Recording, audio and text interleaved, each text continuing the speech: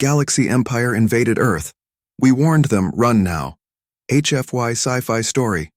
The silence before the storm, the stars themselves seemed to bow before the Kaldrine Empire. For 3,000 years, their fleets had swept across the galaxy like a tide of iron and fire. 89 star systems had fallen to their might. 89 civilizations now served under the crimson banner of Emperor Vextar the Eternal. Earth would be number 90.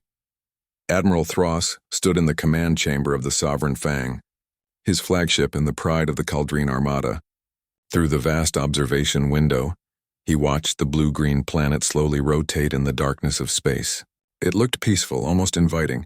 Thros had seen hundreds of worlds, but few as beautiful as this one. Beauty meant nothing in conquest. "Status report," Thros commanded, his voice carrying the weight of countless victories. His silver armor gleamed under the chamber lights, each medal representing a world brought to submission. His second officer, Commander Ryloth, stepped forward with a data tablet. "Admiral, our scans confirm preliminary intelligence. The planet supports approximately 8 billion sentient beings. They call themselves humans. Technologically, they are emerging spacefaring, approximately Class 4 on the development scale." "Defenses?" Thros asked. "Minimal," Ryloth replied with barely concealed amusement. 73 orbital platforms armed with primitive kinetic weapons and early-generation energy shields. 16 space stations serving as military outposts. Their fleet consists of roughly 400 vessels, most designed for system patrol rather than deep space combat. Thros allowed himself a thin smile. His fleet numbered 2,000 warships, each one capable of reducing a city to molten glass. The Kaldrine had brought overwhelming force, as they always did. It was more efficient to break resistance before it could form. "Have they responded to our presence?" Thros asked. "Yes, Admiral. They sent a communication approximately 1 hour ago. Would you like to hear it?" Thros nodded. A moment later, a holographic display flickered to life in the center of the command chamber. A human appeared, male, with graying hair and eyes that held something Thros could not quite identify. The human wore simple civilian clothing, not the elaborate military uniforms the Kaldrine preferred. "I am Director Marcus Kane of the Unified Defense Council," the human said, his voice calm and measured. "We know why you are here. We have seen your kind before, though not you specifically. Empires that grow by swallowing the weak." Thros felt his jaw tighten. The human spoke with no fear, no pleading. That was unusual. Kane continued. "We are sending you this message as a courtesy. We do not want war. We have fought enough wars. Too many wars. But we will give you this one warning, and we will give it only once." The human paused, and in that pause, Thros saw something flicker across Kane's face. Sadness, perhaps, or regret. "We evolved in fire," Kane said quietly. "Our world forged us in violence, shaped us in suffering, and tempered us in blood. We have learned lessons that cost us billions of lives. We do not wish to teach those lessons to you. So please, I am begging you, leave while the ash is still cold. Turn your ships around. Forget you found us. Go home to your families." The message ended. The command chamber fell silent. Then Commander Ryloth laughed, a harsh barking sound. "Admiral, did they just threaten us?" "With 73 platforms against our armada?" Other officers joined in the laughter. Thros did not. He replayed the message, studying the human's face. Director Marcus Kane had not looked afraid. He had looked like a man trying to prevent something terrible. "What do we know about their history?" Thros asked, cutting through the laughter. The mirth died away. Ryloth consulted his tablet. "Limited information, Admiral. Our scouts conducted only basic surveys before we were authorized to proceed. The species appears to be unified under a single planetary government, which is remarkable for their development stage. They have one moon. No colonies beyond their system yet, and their technological advancement has been rapid over the past 2 centuries. Wars? Thros pressed. Extensive tribal conflicts throughout their history, Ryloth said, scrolling through data. Nothing unusual for a developing species. They appear to have achieved global unity approximately 150 years ago, after some kind of catastrophic conflict. Records are unclear, but our xenoanthropologists estimate it was a significant event in their cultural development. Thros stared at the planet. Something nagged at him, a warrior's instinct developed over 40 years of military service. The human's words echoed in his mind. "We evolved in fire." "Admiral," Ryloth said, breaking his thoughts. High Command is requesting your response. The Emperor wishes to add this system to his collection before the coronation festival. Politics. Always politics. Emperor Vextar wanted another jewel in his crown before his 500th year celebration. A show of strength for the noble houses. Thros was merely the tool to deliver it. Open a channel to their leadership, Thros commanded. Let us offer them the standard terms. Moments later, Director Kane's face reappeared on the holographic display. The human looked tired, as if he had not slept in days. Director Kane, Thros began formally. I am Admiral Thros of the Kaldrine Imperial Navy, First Fleet Commander, voice of the Emperor. You have one opportunity to surrender peacefully, submit to Kaldrine rule, accept our governance, and your people will be integrated into the Empire with minimal disruption. You will retain limited autonomy in local affairs. Your resources will serve the greater Imperial purpose. Refuse, and we will take your world by force. Kane closed his eyes briefly. When he opened them, Thros saw that same sadness again. Admiral Thros, Kane said slowly, as if choosing each word with great care. I cannot make you understand what you are doing. My words are insufficient, but know this, we tried. When your empire writes the history of this day, let it record that humanity tried to spare you. Your answer, Thros demanded. We will never submit, Kane said simply. We fought too hard for our freedom to give it away. If you proceed with this invasion, you will learn why we tried to warn you. May whatever gods you believe in have mercy on both our peoples, because we will have none for you. The transmission ended. Commander Ryloth sneered. Primitive posturing, Admiral. They believe their limited defenses can somehow begin the assault, Thros interrupted. Target their orbital platforms first. Standard suppression pattern. Once we achieve orbital supremacy, prepare ground forces for planetary landing. Yes, Admiral. The Kaldrine fleet moved with practiced precision. 2,000 warships arranged in perfect battle formations advanced on Earth's defensive perimeter. It was beautiful in its own way, Thros thought, like a deadly dance performed across the void. Earth's orbital platforms opened fire first. Energy beams and kinetic projectiles reached out toward the approaching fleet. The Kaldrine shields absorbed the impacts easily. Return fire came seconds later. The battle, if it could be called that, lasted 4 hours. One by one, Earth's orbital platforms were destroyed. The humans fought with determination, Thros had to admit. Their gunners were accurate, their tactics sound. But they were simply outmatched. It was like watching a child fight a trained warrior. By the end, all 73 platforms were gone. Debris drifted in orbit, the burning wreckage of humanity's first line of defense. Kaldrine casualties 0, Admiral Ryloth reported. Orbital space is secured. We are detecting unusual activity on the surface. Unusual how? The humans are evacuating their major cities. Mass movement of civilian populations away from urban centers into rural areas and underground facilities. Thros frowned. They are preparing for orbital bombardment. Apparently, sir, but that makes no strategic sense.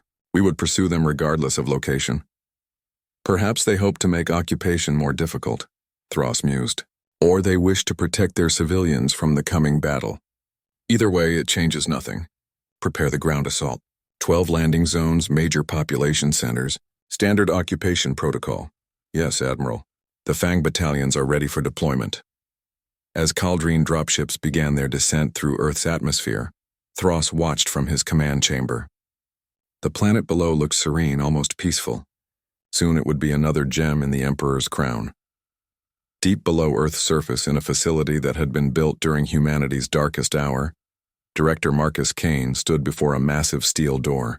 The door was 3 meters thick, designed to survive direct nuclear strikes.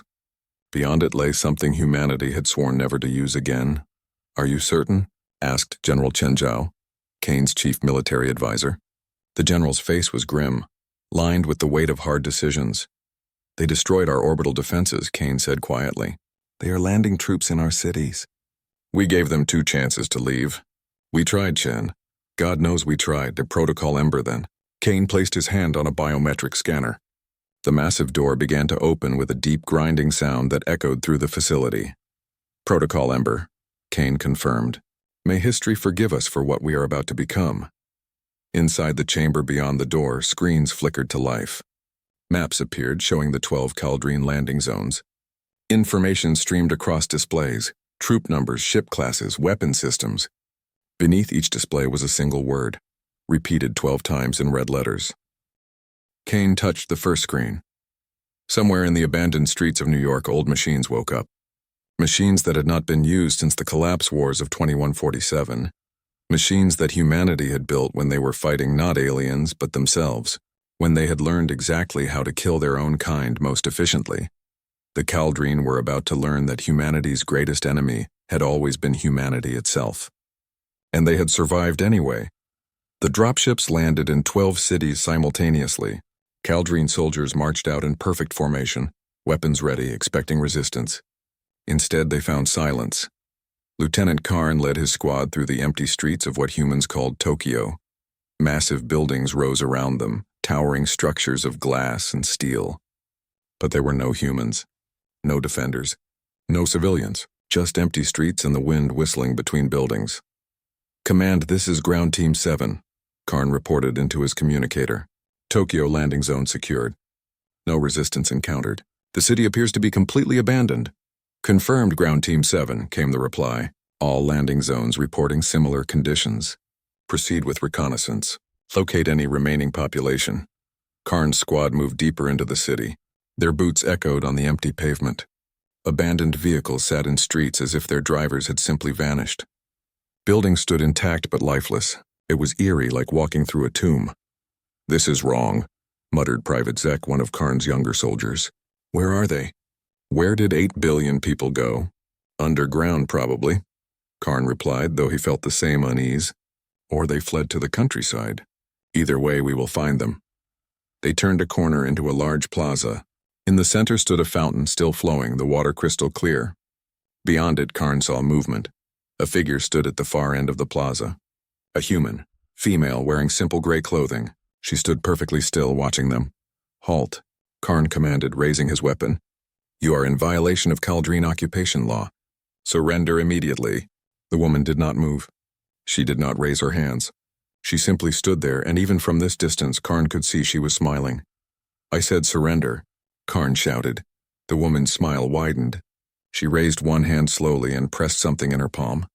The fountain exploded. Not the fountain itself, but beneath it. The entire plaza erupted in a massive explosion that sent Karn and his squad flying backward. Shrapnel and debris filled the air. Karn hit the ground hard, his armor cracking, his hearing reduced to a high-pitched ringing. He looked up, vision blurred, and saw the woman still standing. Somehow she had survived the blast. No, he realized. She had known exactly where to stand to avoid it. She raised her hand again and spoke into a communicator. Karn could not hear the words, but he understood the meaning when every building around the plaza suddenly collapsed inward, burying the plaza in tons of concrete and steel. As darkness claimed him, Lieutenant Karn had one final thought. They knew we would come here. They planned this. In orbit, Admiral Thross received the first casualty reports. All 12 landing zones had been hit simultaneously by coordinated attacks. Entire buildings rigged to collapse. Explosives planted in infrastructure. "Ambushes from every direction. Casualties," Thross demanded. 800 dead in the first hour, Admiral, Ryloth reported, his voice shaken. "The humans are using guerrilla tactics. They strike and disappear. Our forces cannot locate them. Send reinforcements. Double the troops in each zone. Admiral, the humans they are not fighting like we expected. They are not defending positions. They are hunting our soldiers. Like predators hunt prey." Thross stared at the planet below. Director Kane's words echoed in his mind. "We evolved in fire." "What kind of world?" Thross whispered. "Creates a species that fights like this?" On Earth's surface, in the tunnels beneath what had once been Tokyo, Captain Sarah Okonkwo removed her gray jacket and pulled on combat gear. Around her, 300 resistance fighters did the same. They had been waiting in these tunnels for 2 days, waiting for the enemy to land, waiting for the war to begin. "Phase 1 is complete," she said to her team. "We bloodied them. Now comes Phase 2, we make them afraid." She picked up her weapon, a rifle that had been designed during the collapse wars. Humanity had learned to make very good weapons during that dark time. "Remember," she told her fighters, "we are not trying to win battles. We are trying to make them understand that every moment they stay on Earth, they die a little more. We are going to teach them what it means to invade a death world." The fighters moved out into the darkness, disappearing into tunnels that led everywhere and nowhere. Above them, Kaldreen soldiers searched empty buildings, not knowing that beneath their feet, Earth was preparing to swallow them whole. Admiral Thross sent a message to High Command requesting additional forces. He also sent a second message, one that was not official, a private message to a friend in the intelligence division. "Research this planet," the message said. "Find out everything about their history. I need to know what kind of species we are fighting. I need to know why they tried to warn us. And I need to know what they meant by evolved in fire." The answer, when it came 3 days later, would make Thross wish he had listened to the warning. But by then it would be far too late. The war for Earth had begun. And humanity was not fighting to win. They were fighting to teach. Embers rising. The Kaldreen Empire had a saying: "Break them in 7 days, or they will break you in 7 years." It was ancient wisdom from their earliest conquests, a reminder that decisive action prevented prolonged resistance. 7 days after landing on Earth, the Kaldreen had lost 4,000 soldiers and controlled exactly 0 territory beyond their landing zones. Admiral Thross studied the casualty reports with growing disbelief. His forces held 12 fortified positions in 12 cities, and they could not move beyond them without suffering devastating losses. The humans attacked at dawn, at dusk, and throughout the night. They struck from above, from below, and from directions the Kaldreen had not thought to defend. "How?" Thross demanded, slamming his fist on the command table. "How are they doing this? They have no air superiority. They have no orbital support. Our sensors should detect them long before they attack." Commander Ryloth looked exhausted. He had not slept properly since the invasion began. "Admiral, the humans are not fighting conventionally. They use the city infrastructure itself as a weapon. Underground tunnels, building structures, even the weather patterns. They know this terrain perfectly because they built it." "Then destroy the terrain," Thross snapped. "Level the cities. Force them into open ground where our advantages mean something." "Sir, if we level the cities, we destroy the very resources we came to claim. The Emperor wants this world intact." Thross turned away, staring at the holographic display that showed Earth below. The planet mocked him with its beauty, hiding the nightmare it had become for his troops.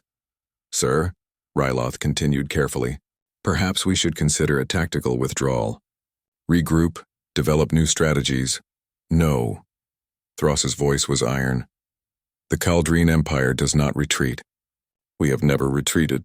If we withdraw from one world, others will believe they can resist us. We will bring more forces. We will adapt. We will win." A communication alert interrupted them. "Admiral, urgent message from High Command." "Play it," Thross ordered. Emperor Vextar himself appeared on the display, his golden armor gleaming, his expression cold. "Admiral Thross, your reports are disappointing. The coronation festival begins in 30 days. I expected to announce Earth's submission during the ceremonies. Instead, I am hearing reports of Kaldreen casualties and stalled operations." Thross straightened. "Your Majesty, the humans are more resilient than anticipated. But I assure you, I am sending the Iron Phalanx," the Emperor interrupted. 3,000 additional warships under Fleet Commander Zeknos. Together you will crush this resistance and bring me my prize. Do not fail me again, Admiral." The transmission ended. Thross stood in silence. The Iron Phalanx was the Empire's elite force, reserved for the most difficult conquests. Its arrival would mean overwhelming victory, but it would also mean Thross had failed to complete a standard conquest. His reputation would suffer. "His career might end, Admiral," Ryloth said quietly. "The intelligence report you requested has arrived. The detailed history of humanity show me what appeared on the screens made Thross's blood run. Cold Earth was classified as a Class 12 death world. The gravity was 32% higher than standard. The atmosphere contained oxygen levels that were toxic to most species in high concentrations. The planet experienced violent weather patterns, hurricanes with wind speeds exceeding 300 kilometers per hour, tornadoes that could tear apart structures, earthquakes that reshaped continents. But that was not the worst part. "Read this section," Ryloth said, highlighting a portion of the report. "Their biological history." Thross read slowly, his eyes widening with each sentence. Earth's ecosystem was built on a principle called predation. Every species was either predator or prey, and most were both simultaneously. The planet had produced thousands of species that killed to survive. Humanity had emerged from this crucible as the apex predator. They could run for hours without stopping, chasing prey until it collapsed from exhaustion. They could throw projectiles with deadly accuracy. They could digest an enormous variety of foods, allowing them to survive in nearly any environment. They had binocular vision that could track movement at great distances. They could sweat, cooling their bodies during extended physical exertion when other predators would overheat.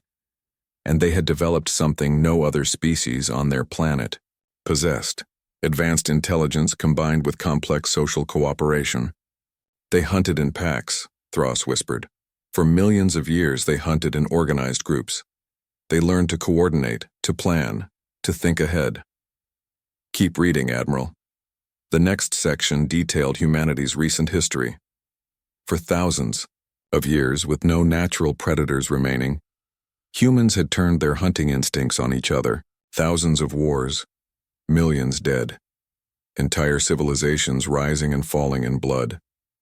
Then came the collapse wars of 2147.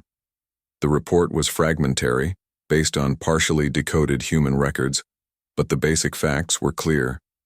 Humanity had developed advanced technology and immediately used it to nearly destroy themselves. Biological weapons that reshaped genetics, artificial intelligence that turned on its creators, climate manipulation used as a weapon, nuclear arsenals deployed across every continent. 4 billion humans died in 18 months. Half their population gone. They did this to themselves, Thros said, horror creeping into his voice. They nearly committed species suicide. And then they stopped, Ryloth added. According to the records, they achieved global unity in the aftermath. Every nation, every faction, joined together under the Unified Defense Council. They dismantled their weapons, buried their war machines, and swore never to fight each other again. Thros looked up from the report. A species that fought itself to near extinction and then chose peace. He paused, understanding dawning. And we made them remember what they were trying to forget. Admiral, there is more. The report includes analysis of their current military capabilities. The weapons they are using against us, they are not new designs. They are old weapons, stored away after the collapse wars. They are fighting us with technology designed to kill themselves. A communication alert chimed. Admiral, we are receiving reports from orbit. Something is happening in the asteroid belt. The asteroid belt? There is nothing there but mining, operations, and the sensor display changed, showing dozens of energy signatures suddenly coming online in the asteroid belt. Massive structures, previously dormant, now blazing with power. Sir, those are weapons platforms, the sensor officer reported, voice shaking. Dozens of them. They have been hidden among the asteroids, cold and inactive. They just powered up simultaneously. How did we not detect them? They were not broadcasting any energy signature, Admiral. They were completely inert until now. Thros watched as the platforms began moving, propelling themselves out of the asteroid belt toward his fleet. What are they? Scanning now, sir. They appear to be. Admiral, these are torch stations, plasma weapon platforms, very old designs, probably from their collapse wars era. They were hidden and forgotten. Until now, Thros finished grimly. How many? 47 platforms, sir. Each one carries enough firepower to threaten a Kaldrine dreadnought. All ships defensive formation, Thros commanded. Prepare to engage incoming hostile platforms. The space around Earth erupted into warfare. Kaldrine warships moved to intercept the approaching torch stations. The ancient platforms, designed by humans to destroy human targets, proved devastatingly effective against Kaldrine vessels. Plasma bursts capable of reaching temperatures that matched stellar coronas struck Kaldrine shields. Ships that had never taken significant damage in conquest campaigns suddenly found their defenses overwhelmed. The torch stations did not fight with honor or follow conventional tactics. They swarmed, focused fire, and exploited every weakness with ruthless efficiency. We are losing ships, Commander Ryloth shouted over the chaos. The platforms are targeting our command vessels specifically. They are prioritizing our fleet coordination. Thros gripped his command chair as the Sovereign Fang shuddered from a near miss. How are they coordinating so well? Those platforms have been inactive for over a century. Sir, I believe the humans never stopped maintaining them. They kept them ready even during peacetime, just hidden. Another revelation crashed into Thross's understanding. Humanity had achieved peace but never stopped preparing for war. They had hoped for peace, but planned for violence. The contradiction was uniquely human. Admiral, emergency message from the surface. The holographic display showed a Kaldrine officer, his armor scorched, blood running down his face. Behind him, buildings burned. Admiral, this is Colonel Varn from the Cairo landing zone. We are under heavy assault. The humans are using some kind of chemical agent. It is eating through our armor. Request immediate evacuation. Chemical weapons? Thross felt sick. Another weapon from humanity's dark past. All landing zones reporting similar attacks. Ryloth confirmed. The humans are deploying weapons we have no defense against. Weapons designed to kill through any protection. Pull back all ground forces to the primary landing zones, Thross ordered. Establish defensive perimeters. We need time to analyze these weapons and develop countermeasures. As he gave the order, Thross realized he was doing exactly what he had refused to consider before, retreating. Not from the planet, but retreating nonetheless. On Earth's surface, Captain Sarah Okonkwo watched from a rooftop as Kaldrine dropships evacuated their forward positions. Beside her, Lieutenant Torres lowered his binoculars. They are pulling back, Torres reported. They are scared. Good, Sarah replied. But this is just the beginning. They will bring more ships, more soldiers. They will adapt to our tactics. Then we adapt faster, Torres said. Just like we always have. Sarah nodded, but her mind was troubled. The chemical weapons they had deployed were from the restricted arsenal, weapons that humanity had sworn never to use again, weapons that did not simply kill, but caused excruciating pain. She had given the order to deploy them, knowing what it would mean. Lieutenant, how many of our people did we lose in today's operations? 43 confirmed dead, ma'am. Another 100 wounded. 43 more names to add to the list. 43 more reasons to end this war quickly. Captain, Torres said carefully, do you think we can actually win this? Sarah looked at the stars, where the battle between Kaldrine ships and the torch stations continued to rage. Win? No, but we can make them wish they had never come. We can make the cost so high that they choose to leave. That is how we win. In the tunnels beneath the city, thousands of resistance fighters prepared for the next phase of operations. They cleaned weapons, tended to wounded, and tried to rest before the next battle. They were shopkeepers and teachers, doctors and engineers, farmers and artists. None of them had been soldiers before the invasion, but their world had taught them how to survive. Their history had taught them how to fight, and their enemy had reminded them why they needed both skills. In orbit, the battle continued for 6 hours. When it finally ended, the Kaldrine had destroyed 41 of the 47 torch stations. But the cost had been severe. 200 warships damaged or destroyed. 200 ships that had been meant to enforce occupation were now drifting hulks or retreating for repairs. Admiral Thross sat in his command chair staring at the casualty reports. In 10 days of conflict, he had lost more ships and soldiers than in his previous 20 campaigns combined. Sir, Commander Ryloth said quietly, the Iron Phalanx will arrive in 5 days. 3,000 fresh ships. We will have overwhelming superiority. Will we? Thross asked bitterly. Or will the humans reveal another hidden arsenal, another weapon we did not know existed? How many more surprises are they hiding? Ryloth had no answer. A priority message arrived from the Galactic Council, the ancient body that nominally governed interactions between spacefaring species.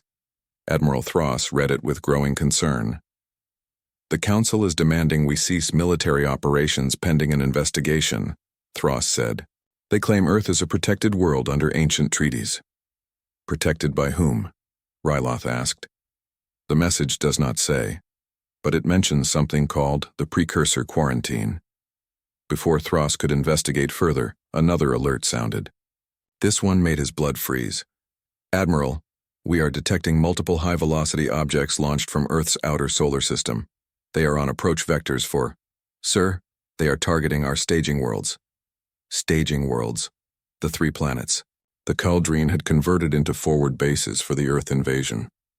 Planets where millions of Kaldreen civilians and military personnel supported the conquest effort.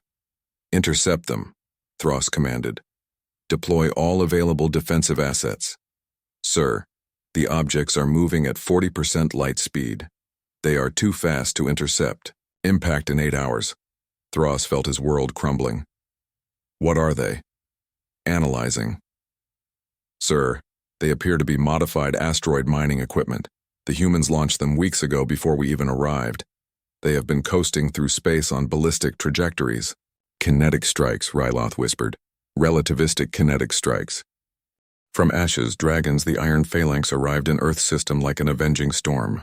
3,000 warships, each one a masterpiece of Kaldreen military engineering. Fleet Commander Zeknos, a warrior whose reputation was built on crushing the most stubborn resistances, stood on the bridge of his flagship Crimson Dawn and regarded Earth with cold calculation. Unlike Admiral Thros, Zeknos felt no uncertainty. He had read the reports, studied the casualties, analyzed the tactics, and he had reached a simple conclusion. Thros had been too cautious, too willing to preserve the prize.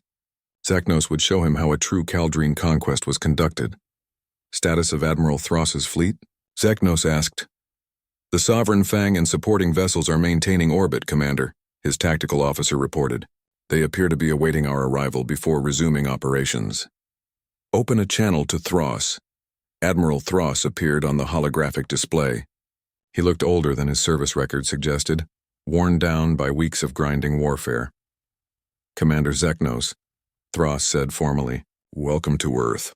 Admiral Thros, Zeknos replied with barely concealed disdain. I have reviewed your campaign reports. Your approach has been ineffective. The Emperor has sent me to correct your mistakes. Thros's jaw tightened. Commander, these humans are unlike any enemy we have faced. They do not fight for territory or resources. They fight for survival with every tool at their disposal. I strongly recommend. I did not ask for recommendations, Zeknos interrupted. I am assuming command of this operation. Your fleet will take secondary positions. My ships will execute a proper conquest strategy.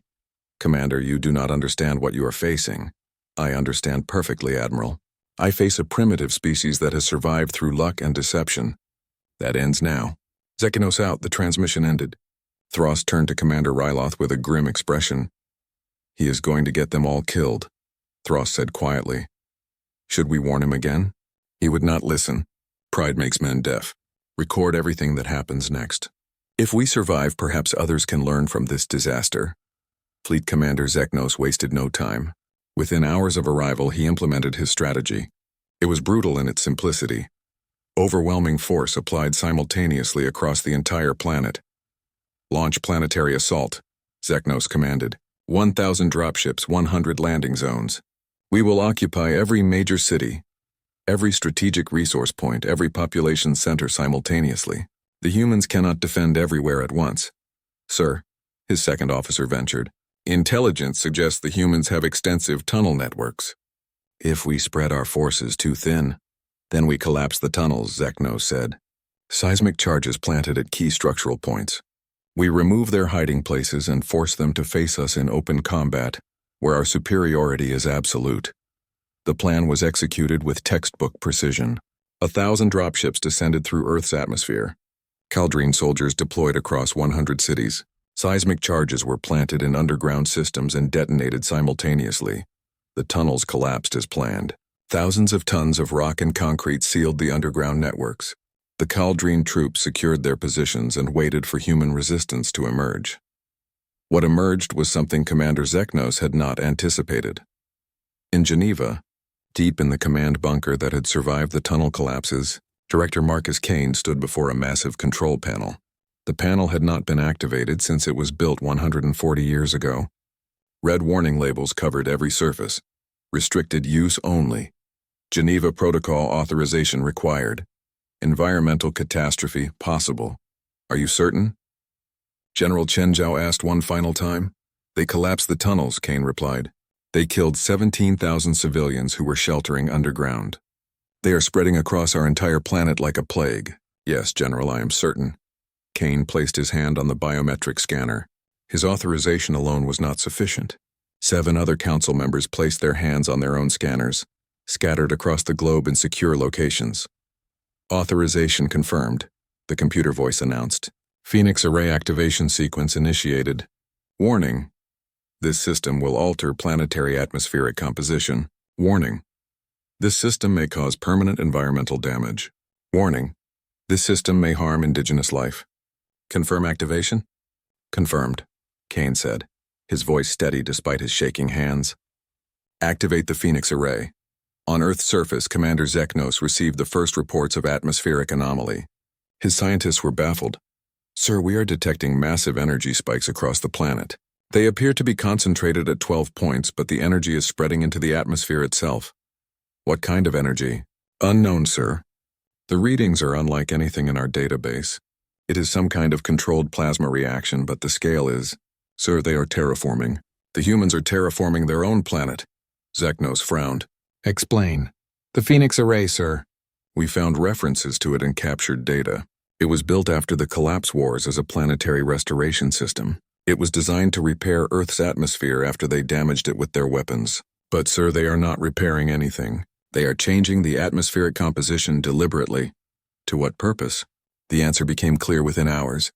The atmosphere began to thicken with compounds that were harmless to humans, but devastating to Kaldrine biology. The oxygen concentration increased beyond Kaldrine tolerance. Trace elements that human lungs could filter became toxic to Kaldrine respiratory systems. Kaldrine soldiers began collapsing, their atmospheric filters overwhelmed. The environmental suits that had been designed for comfort, not survival, proved inadequate. Within the first day, 3,000 soldiers died from respiratory failure. Get our troops off the surface, Zeknos commanded. Immediate evacuation. All forces return to orbit. But the evacuation was hampered by another problem. The increased atmospheric density made flight difficult. Dropships that had descended easily now struggled to achieve escape velocity. The changed atmospheric composition played havoc with their engines. On the ground, Captain Sarah Okonkwo led her resistance fighters out of emergency shelters. They wore simple respirators adapted to the new atmospheric mix within hours. Around them, Kaldrine soldiers struggled to breathe even inside their suits. Do not kill them, Sarah ordered her fighters. Take their weapons and send them back to their ships. Let them tell their commanders what we have become. The Kaldrine soldiers, desperate for breathable air, surrendered without resistance. They were stripped of weapons and pushed toward extraction points where struggling dropships attempted rescue operations. In orbit, Fleet Commander Zeknos watched his invasion force collapse in real time. 70% of his ground troops were dead or dying. The remainder were trapped in an atmosphere that was slowly killing them. This is impossible, Zeknos whispered. They weaponized their own planet's atmosphere. They are willing to transform their own world to kill us. Sir, his science officer reported. Analysis suggests the atmospheric changes are reversible. Once they deactivate the Phoenix Array, the atmosphere will gradually return to normal over several weeks. But sir, while it is active, our soldiers cannot survive on the surface. Then we destroy the array from orbit. We cannot locate it, sir. The 12 energy sources we detected have all gone offline. The system appears to be automated now, continuing to operate without external power input.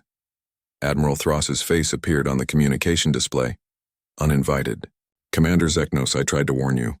The humans do not fight by our rules. They do not care about preserving their world if preservation means surrender. They care only about survival, and they have proven they can survive conditions that kill us. Shut up, Thross. Zeknos snarled. I will still take this world. I will. An alarm cut through his words.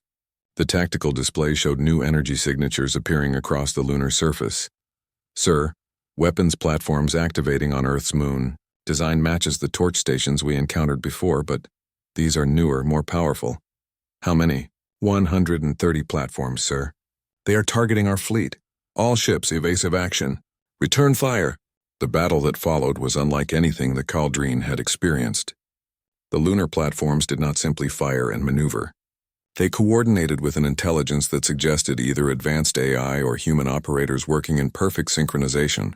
They targeted weak points in Kaldrine formations, exploited every tactical error, and demonstrated an understanding of Kaldrine fleet doctrine that should have been impossible, because they were fighting against tactics designed by humans who had spent centuries fighting other humans. Every Caldrine maneuver had a human equivalent. Every Caldrine strategy had been used in some form during Earth's own wars. The humans had literally written the book on warfare at this technological level, and then spent a century learning how to counter every tactic in that book. "We are losing ships," Zeknos' tactical officer shouted. "The platforms are destroying our vessels faster than we can destroy them." "Deploy the planet cracker," Zeknos ordered desperately. "We will threaten to destroy their world if they do not surrender. Sir, the planet cracker requires 6 hours to charge and achieve firing position." "Then do it, and send a message to Earth's leadership. Tell them if they do not surrender and deactivate the Phoenix Array, we will turn their sun into a supernova. Tell them their entire system will die." The message was transmitted. Minutes later, Director Kane's face appeared on every Caldrine display simultaneously. The humans had hacked their communications network. "Commander Zeknos," Kane said, and his voice carried a weight of infinite sadness. "You were warned. Twice before you came and repeatedly since you arrived. We told you what we were. We showed you what we would do. And still you escalate. Surrender now or your world dies," Zeknos replied. Kane shook his head slowly. "Commander, you still do not understand. You think you are threatening us with extinction, but we have lived under the threat of extinction for our entire existence. Every day on Earth is a battle against a world that wants to kill us. We survived ice ages, volcanic eruptions, asteroid impacts, and our own stupidity. We have stared into the abyss so many times that it no longer frightens us." "Then you are insane." "No," Kane said softly. "We are adapted. Your species evolved on a gentle world, Commander. A world that nurtured you, provided for you, made survival easy. You became spacefarers because you looked up and wondered what was out there. We became spacefarers because we looked up and thought, anywhere else has to be safer than here." Kane leaned forward, and Zeknos saw something in the human's eyes that made him deeply uncomfortable. Not hatred or fear, but a cold, calculated acceptance of reality. "You want to destroy our sun?" Kane continued. "Do it. We have colony ships hidden throughout this system, carrying genetic samples and frozen embryos. We have data archives that contain all of human knowledge. We have plans to survive stellar death. We made those plans during the collapse wars when we thought we might actually render Earth uninhabitable." Kane paused, letting his words sink in. "But here is what you need to understand. If you destroy our sun, we will not die quickly. We will not die cleanly. We will die over decades, maybe centuries, as our colony ships drift through space. And before we die, we will use those decades to hunt down every Caldrine world we can reach. We will not do it for revenge. We will do it because a species that exterminates other species cannot be allowed to survive." "You would doom yourselves just to hurt us?" Zeknos asked, horrified. "We would doom ourselves to save the galaxy from you," Kane corrected. "Because we understand something you do not. The most dangerous species is not the strongest or the most advanced. It is the species with nothing left to lose." In the background behind Kane, General Chen Zhao appeared carrying a data tablet. He showed it to Kane, who nodded grimly and looked back at the display. "Commander Zeknos, in the time we have been talking, your planet cracker weapon has been destroyed. Captain Okonkwo led a boarding assault using captured Caldrine shuttles. Your weapon is currently drifting in pieces." Zeknos' tactical officer confirmed it with a stricken expression. The planet cracker signal had gone offline 3 minutes ago. "How?" Zeknos whispered. "We sent humans, Commander. Humans in Caldrine armor. Flying Caldrine ships using identification codes taken from your dead soldiers. Your security systems were designed to recognize equipment and codes, not individuals. You never imagined someone would be crazy enough to infiltrate a planet-killing weapon." Kane stood, and the camera angle widened to show the command center behind him. Thousands of humans working at stations coordinating a defense that spanned their entire world and beyond.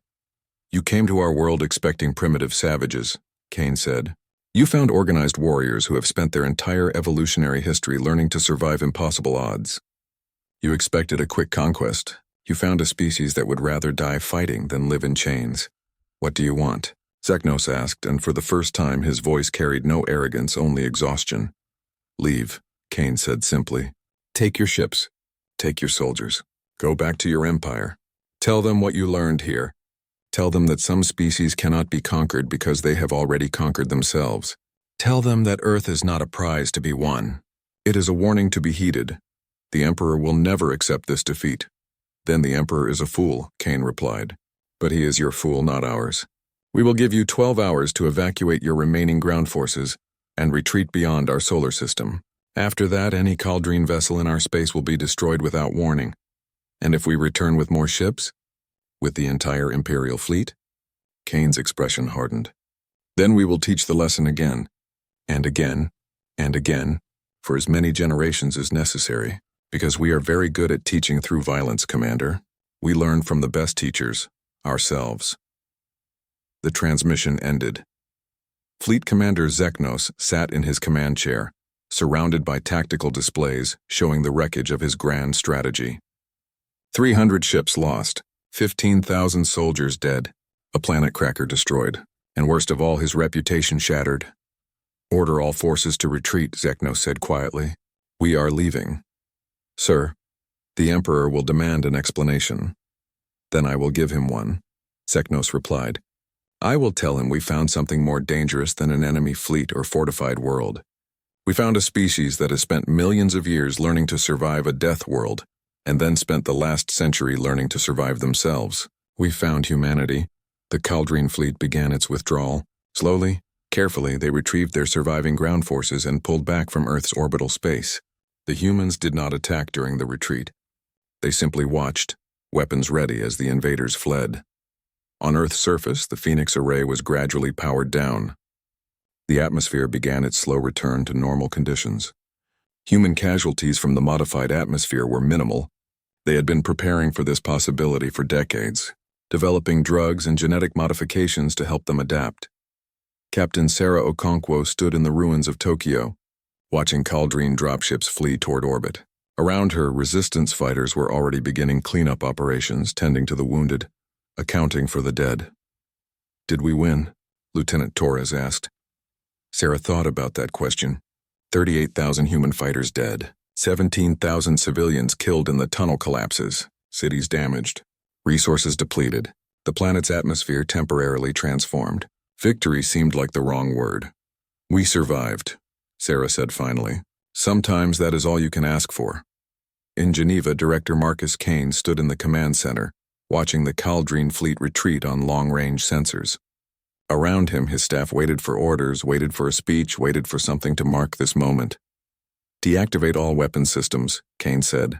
Stand down to yellow alert, and someone find me a comprehensive casualty report. I need to know how many people we lost. Director Kane, General Chen said. The Galactic Council is requesting immediate communication. Kane sighed. Of course they are. Put them through.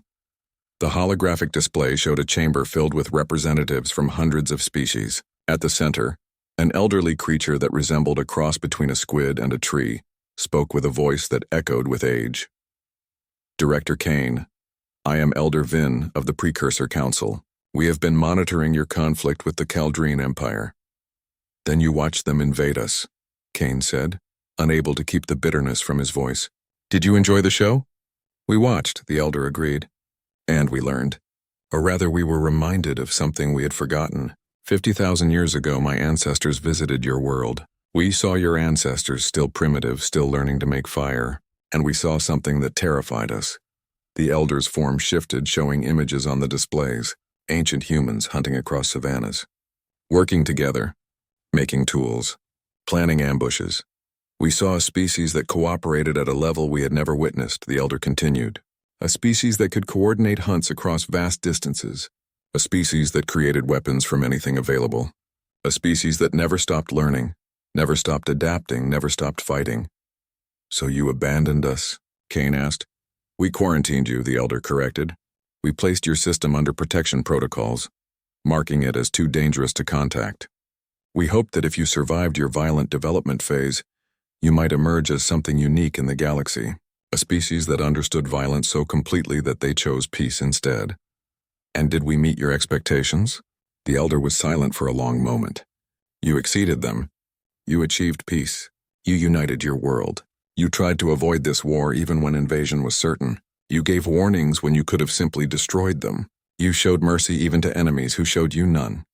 But we also used weapons we swore never to use again, Kane said. We killed billions. We transformed our own planet's atmosphere into a weapon. We became the monsters we spent a century trying to forget. You became what you needed to be. The elder said gently. That is not monstrous. That is survival. And now the galaxy will know humanity tried peace. When forced to war, they remembered they were very good at it. And when given the chance, they chose peace again. What happens now? Kane asked. Now the Galactic Council formally recognizes Earth as a sovereign world. No empire will be permitted to invade you again. The quarantine protocols have been updated. Earth is not to be contacted except by mutual agreement. You have earned your isolation. You are leaving us alone because you are afraid of us, Kane said. It was not a question. Yes, the elder admitted, but also because we respect you. You are the only species we know that has faced extinction and survived. Not once, but repeatedly. You nearly destroyed yourselves and chose unity instead. You were invaded and won. You are survivors, Director Kane. The galaxy needs survivors, even if we prefer them at a distance. The transmission ended. General Chen Zhao approached Kane. So we are alone again, isolated by our own violence. No, Kane said, looking at the people around him. We are alone by choice. And maybe that is better. Maybe we need more time to learn how to be peaceful before we introduce ourselves to the galaxy. And if another empire attacks? If someone else ignores the warnings? Kane walked to the window, looking out at the damaged but defiant city above. Then we teach the lesson again, because we are very good teachers. And eventually, the galaxy will learn. 2 months later, Admiral Thros stood before Emperor Vextar, presenting his final report on the Earth campaign. The Emperor's throne room was silent as Thros concluded his account. So they let us leave, the Emperor said finally. They could have destroyed your fleet, but they allowed you to retreat. Yes, Your Majesty, Thros confirmed. They gave us the choice they wanted us to give them. Leave peacefully or be destroyed.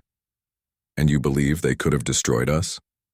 Yes, Your Majesty, without question. They had weapons we never detected, strategies we could not predict, and most importantly, they had a will to survive that exceeded our will to conquer. The Emperor sat in silence for a long time. Finally, he spoke. Let it be recorded in Imperial history. Earth is forbidden territory. Any Caldrine vessel that enters their system does so without Imperial protection or sanction. We will not make this mistake again. Thros bowed. A wise decision, Your Majesty. As Thros left the throne room, he passed Fleet Commander Zeknos, who was waiting for his own audience with the Emperor. They shared a look of understanding. Both had learned the same hard lesson. They were right to warn us, Zeknos said quietly. Yes, Thros agreed. We should have listened. On Earth, life slowly returned to normal. Cities were rebuilt. The atmosphere was fully restored. The Phoenix Array was deactivated and sealed again, though everyone knew it would be maintained, ready to activate if needed. Captain Sarah Okonkwo returned to teaching, though she kept her military commission active. Her students listened with wide eyes as she told them about the invasion, about the resistance, about the choice humanity had faced. Remember, she told them, we did not want to fight. We tried every option for peace. But when forced to choose between submission and survival, we chose survival. And we won, not because we were stronger, but because we understood something our enemies did not. What was that? A student asked. Sarah smiled sadly. We understood that the most dangerous opponent is the one who has already lost everything once and survived, because they know they can survive it again, and that makes them fearless. Director, Marcus Kane, now retired, walked through a memorial park built to honor those who had died during the invasion. 55,000 names were carved into a massive wall of stone. Each name represented a life cut short, a future stolen. Kane placed his hand on the wall, feeling the carved letters under his fingers. We survived, he whispered to the names. We survived because of you. Because you were willing to become warriors again when the world needed warriors. Thank you. And I promise, we will try to make your sacrifices matter. We will try to stay peaceful. But if we cannot, we will remember what you taught us.